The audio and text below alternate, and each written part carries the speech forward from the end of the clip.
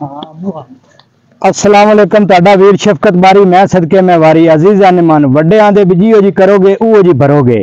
बंदा आया वल्ले मेरे कोल ते दसदा पिया सी भी मुंडियां दा 4-4 लाख रुपया दिता है ते ओ बाहर दे मुल्क वास्ते भी वीज़े लग जावन ते ओ जिन्हां कोल वीज़े लवाए ने ओ हुण आए गए दिन कदी लाहौर ते कदी इस्लामाबाद ते ओ साथ किराया दे विच नंग होए पे भज भज के अज फिंगरप्रिंट है ते अज मैडिकल है। वो गद्दे गेड़े ही पाई पाते ने ते बंदा पूछे भी उन्हें पैसे लै लेने तो हम 12 के वीजे देवन ते वो बाहर दे मुल्क जावन ते वड्डी दुख वाली तो यह गल है बई वो जेडे वीजे आन हाँ नहीं सैर दे वो जेडे इन्ने थोड़े पैसे चो ना दिते चाह अखे जी इन्ने असी भी ये चलाकी की भी चलो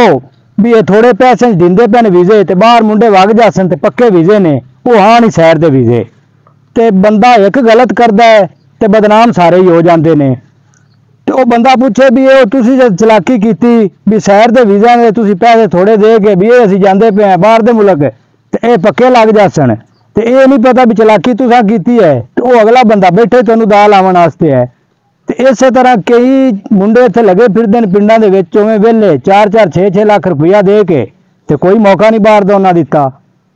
तो वो बंदा जिहड़ा भी दाल आवन वास्ते बैठा किवें तुहानूं बाहर गलेगा। और जिवें कोई बंदा सी तो वो बस की पिछली सीट ते बैठा वो कोल लग्या अखबार वेचण वाला तो उस आख्या भी अज का ताज़ा अखबार ताज़ा खबर उन्हें रुपये 10 दिते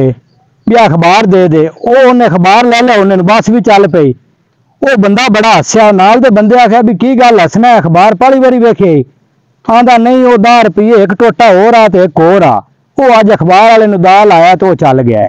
उन्हें आख्या चल आखे वेख इंदे तू हुण कोई ताज़ा खबर वो जिले खोल के वेख्या तो पिछले महीने की 8 तरीक की आई।